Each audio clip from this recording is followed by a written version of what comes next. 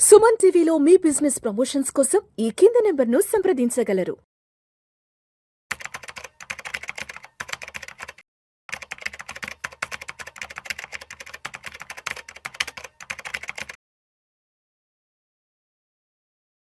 నమస్తే హర్ష. నమస్తే sir. Welcome to Vishnu talks. Thank you. So Harsha, ఈ రెంటల్ అగ్రిమెంట్కి సంబంధించి కొత్త రూల్స్ వచ్చాయంటూ కూడా సోషల్ మీడియాలో విపరీతంగా కొన్ని వీడియోస్, ఆర్టికల్స్ కూడా బాగా వైరల్ అవుతున్నాయి. రెంటల్ యాక్ట్ 2025 అంటూ కూడా దానికి సంబంధించిన వార్తలు విపరీతంగా సోషల్ మీడియా వైరల్ అవుతున్నాయి. ఏంటి అసలు ఈ రెంటల్ యాక్ట్ 2025 అంటే? అదేవిధంగా రెంటల్ అగ్రిమెంట్కి సంబంధించి టెనెంట్ తప్పనిసరిగా ఎటువంటి విషయాలను ఫాలో అవ్వాలి అంటారు? So correct sir. ఇప్పుడు చాలామంది మన వాళ్ళు ఎవరైనా సరే వెళ్ళి కొత్తగా ఇల్లు అద్దెకు తీసుకోవాలన్నప్పుడు చాలా ప్రాబ్లమ్స్ వస్తాయి, ఎస్పెషలీ ఓనర్తో. ఎందుకంటే ఓనర్ ఎక్స్పెక్టేషన్స్ డిఫరెంట్గా ఉంటాయి, మీరు యాజ్ ఎ టెనెంట్గా మీ ఎక్స్పెక్టేషన్స్ వేరేగా ఉంటాయి. ఈ రెండు ఎక్కడ మీట్ అవ్వవు, ఎప్పుడు మీట్ అవ్వవు. ఇంకా ఇది ఎప్పుడు ఇంకా పెద్ద ప్రాబ్లం మారుతుందంటే, మీరు వేరే ఊరికి వెళ్ళి, అంటే మీరు తెలుగు వాళ్ళే ఉండి ఎక్కడ బాంబేకి వెళ్ళి ఫ్లాట్ తీసుకోవాలనుకున్నారు అనుకోండి, అక్కడ అతను ఏదో హిందీలో మీరేదో తెలుగులో, ఇంకా ప్రాబ్లం చాలా పెద్దగా అయిపోతుంది, లాంగ్వేజ్ నాన్ సింక్ అయిపోద్ది. కరెక్ట్. అండ్ అతను ఇంకా మిమ్మల్ని అడ్వాంటేజ్ తీసుకోవాలనుకోవడం, ఎందుకంటే అతను లోకల్ కాబట్టి అతనికి అక్కడ ఏదో పవర్ ఉంటుంది, బయట నుంచి వచ్చినవాడు నేను ఆడుకుందాంలే వీళ్ళతో, అలాంటి మైండ్ సెట్లో కూడా ఉండొచ్చు. సో అటు టెనెంట్స్ ఇబ్బంది పడతారు, కొన్ని ప్లేసెస్లో టెనెంట్స్ ఓనర్స్ని చాలా ఇబ్బంది పడతారు. సో దానివల్ల ఓనర్స్ కూడా ఇబ్బంది పడతారు. సో మీరు చాలా కేసులు వింటానే ఉంటాం, ఒకవైపు ఇద్దరు టెనెంట్ అన్నా ఇబ్బంది పడుతూ ఉంటాడు, ఓనర్ అన్నా ఇబ్బంది పడుతూ ఉంటాడు. సో దీన్ని కొంచెం స్ట్రీమ్ లైన్ చేసి ఎవరు ఇబ్బంది పడకుండా ఒక స్టాండర్డ్ ఫార్మాట్ తీసుకురావాలని చెప్పి 2021లో central government model tenancy act అని తీసుకొచ్చింది. ఇది మోడల్ యాక్ట్. మోడల్ యాక్ట్ అని ఎందుకు అని అన్నారంటే, టెనెన్సీ అనే స్పేస్ స్టేట్ సబ్జెక్ట్ కింద వస్తుంది. జనరల్గా central subject, state subject, concurrent list మూడు ఉంటాయి. సెంట్రల్ సబ్జెక్ట్ అంటే దాని మీద పార్లమెంట్ లాస్ చేయొచ్చు. స్టేట్ సబ్జెక్ట్స్ అంటే వాటి మీద ఓన్లీ స్టేట్ గవర్నమెంట్సే లాస్ చేయొచ్చు. ఫర్ ఎగ్జాంపుల్ అగ్రికల్చర్ రిలేటెడ్ ఏదైనా సరే మన స్టేట్ లా చేయొచ్చు. అలాగే ఈ టెనెన్సీ కూడా మన స్టేటే లా చేయొచ్చు అనమాట. అందుకని సెంట్రల్ గవర్నమెంట్ అన్ని స్టేట్స్ దగ్గర ఒకటే టైప్లో లాస్ ఉండాలని చెప్పి కొన్ని key central theme of the act మాత్రం వాళ్ళు ఒక మోడల్ యాక్ట్ చేసి అన్ని స్టేట్స్కి ఇచ్చారు.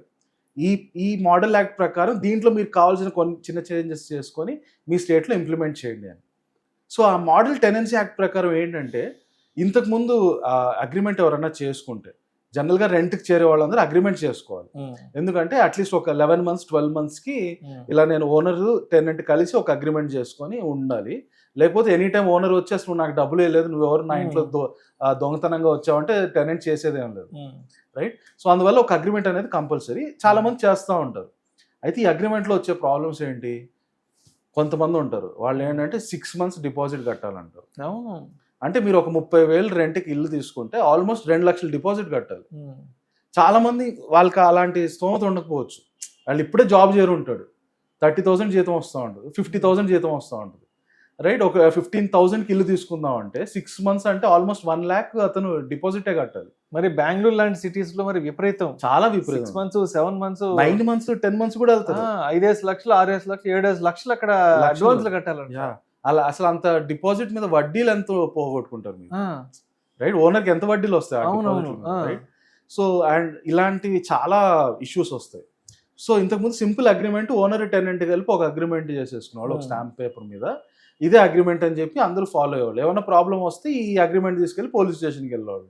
బాబు ఇలా అగ్రిమెంట్ చేసుకున్న వాళ్ళు దీని మీద వాళ్ళు ఈ తప్పుదం చేశారు, అగ్రిమెంట్ని ఇలా వైలేట్ చేశారంటే అప్పుడు పోలీస్ కేసు రిజిస్టర్ చేయడం ఏదో చేసేవాళ్ళు. అయితే ఇప్పటి నుంచి గవర్నమెంట్ ఏమంటుందంటే, మీరు చేసుకునే అగ్రిమెంట్ ఖచ్చితంగా గవర్నమెంట్ దగ్గర రిజిస్టర్ చేసుకోవాలి. దానికి ఒక రిజిస్ట్రేషన్ నంబర్ ఇస్తారు, సో దట్ అది డేటాబేస్లో ఉంటుంది.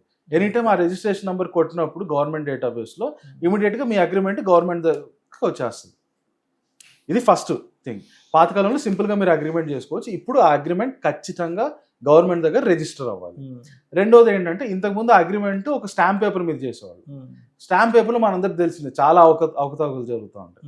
అదో కలర్ జిరాక్స్ అంటే అది ఎవరికి తెలియదు నిజం స్టాంప్ పేపర్ కలర్ జిరాక్స్ అని. సో దేనికోసం అని చెప్పి డిజిటల్ స్టాంపింగ్ తీసుకొచ్చారు. కంపల్సరీగా మీరు చేసుకునే అగ్రిమెంట్ మీద డిజిటల్గా గవర్నమెంటే స్టాంపింగ్ చేసి ఇస్తుంది. అది సెకండ్ మోస్ట్ ఇంపార్టెంట్.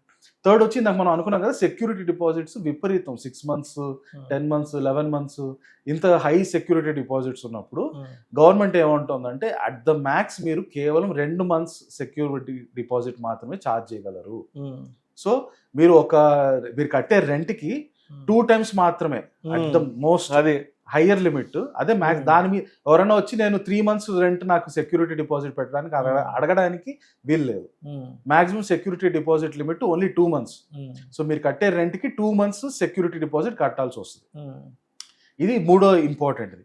నాలుగోది ఏంటంటే ఇంతకుముందు రెంట్ ఓనర్కి నచ్చిన ప్రకారం పెంచుకుంటూ వెళ్ళేవాళ్ళు. గవర్నమెంట్ ఏమంటుందంటే 1 సంవత్సరం నుంచి నెక్స్ట్ సంవత్సరానికి లిమిట్ ఇచ్చింది 5 to 10%. అటు 5% నుంచి ఇటు 10%. ఈ రెండింటి మధ్యలోనే మీరు పెంచగలిగే పర్సంటేజ్ ఉండాలి. ఇష్టం వచ్చినట్టు 15-20% పెంచడానికి వీల్లేదు. అలాగని 5 కంటే తక్కువ కూడా అంటే అది చేసుకోవచ్చు. యాక్చువల్గా 0 పెట్టుకొని చేసుకోవచ్చు. బట్ అల్టిమేట్లీ 10% అప్పర్ లిమిట్ అయితే పెట్టారు. 10% కంటే ఎక్కువ పెంచకండి అని.